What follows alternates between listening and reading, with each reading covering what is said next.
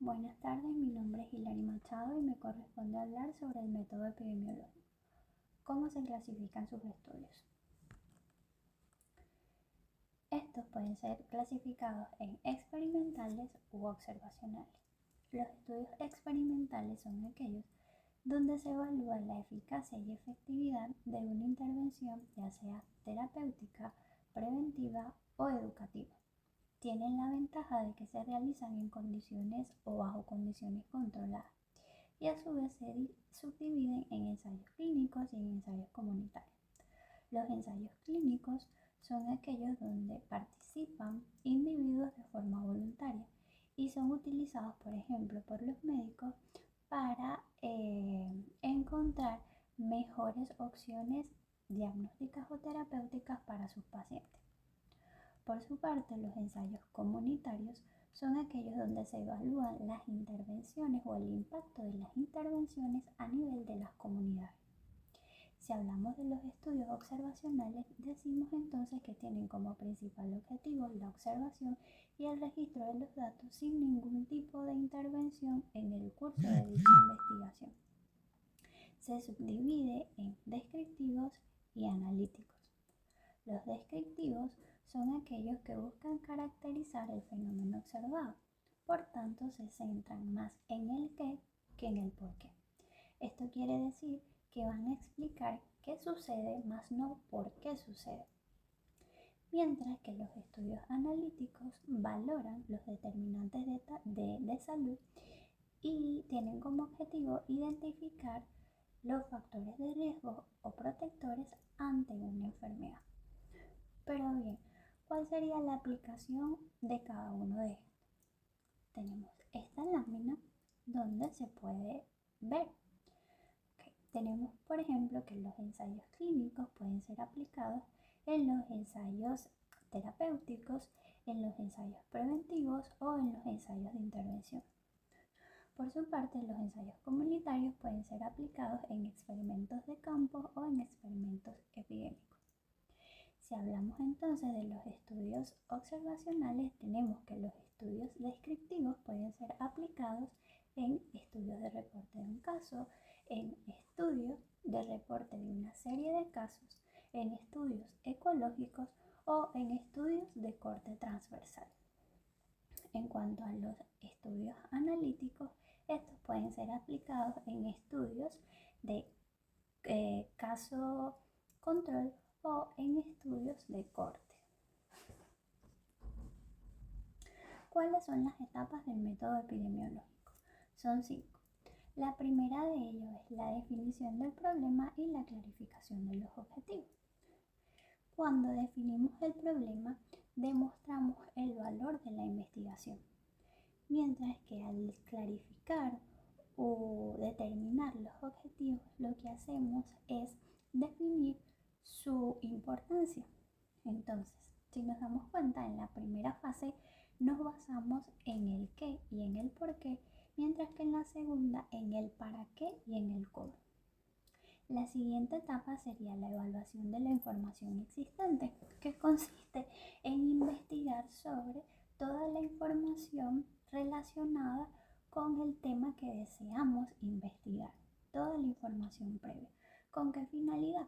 Con la finalidad de organizar, clasificar, tabular, para posteriormente elaborar de forma conveniente la información, resumirla y así poder analizarla. Una vez evaluada la información, entonces pasamos a la tercera fase, que sería la formulación de la hipótesis. Consiste en anticipar una suposición o explicación provisional que explique el fenómeno observado. Realizada la hipótesis, entonces pasamos al paso siguiente, que sería la verificación de dicha hipótesis. Consiste en comprobar lo previamente planteado, y esto lo vamos a lograr a través de la planificación, ejecución del método previamente escogido y el análisis de los resultados. Finalmente, realizado la verificación de la hipótesis, entonces es que podemos dilucidar si el estudio fue de valor o no y sacar las conclusiones y las sugerencias que se consideren necesarias. Bien, pero ¿cómo yo hago un análisis crítico de la información? Para ello se deben responder a las siguientes interrogantes. La primera de ellas sería ¿quién? ¿Quién realizó el estudio? ¿Quién fue el investigador? Esto es importante porque de ello depende mucho la confiabilidad del estudio. La segunda sería ¿por qué? ¿Por qué lo hizo? ¿Cuál era el propósito? ¿Cuáles eran los objetivos que se pretendía alcanzar? ¿Cuáles era el fin o la meta? La siguiente sería ¿cuál? ¿Cuál fue la investigación o el material estudiado? Esto es sumamente relevante porque esto nos permite nutrir nuestra investigación, además de que nos permite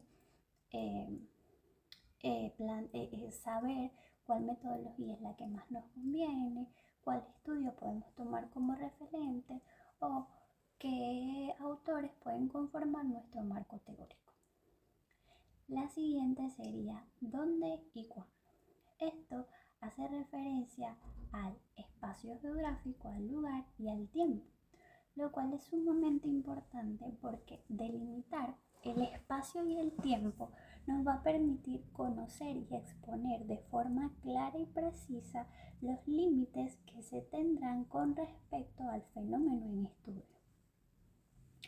La pregunta número 6 sería ¿cómo? Y esto hace referencia a la metodología.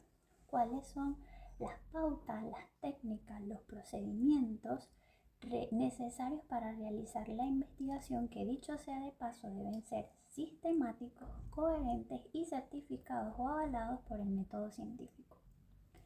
La séptima sería ¿cuántos individuos se estudiaron?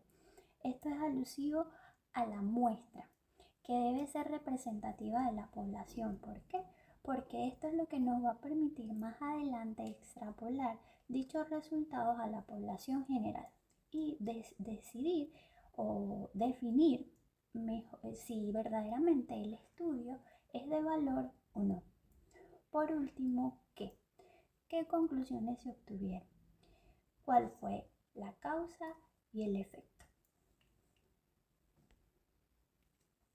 Entonces, ¿qué es el método epidemiológico? El método epidemiológico entonces es una aplicación particular del método científico en donde a partir de la identificación de un problema y la revisión de los conocimientos existentes se formula una hipótesis y objetivos. Se recogen datos según un diseño de investigación preestablecido y una vez analizados e interpretados se obtienen conclusiones que permitan modificar o añadir nuevos conocimientos a los ya existentes. Si nos damos cuenta, el método epidemiológico es el método científico aplicado a la epidemiología para conocer la frecuencia, la distribución y las características en general de una enfermedad en una población. Por último, termino citando a Hipócrates, quien decía que la madre del conocimiento es la ciencia. La opinión genera ignorancia. No me queda más que invitarlos a investigar, a hacer ciencia, porque queda demostrado que esto incentiva el pensamiento crítico y siempre debemos actuar desde el conocimiento y no desde la ignorancia, sobre todo nuestro gremio, que es considerado netamente académico. Gracias por su atención. Feliz día o feliz noche.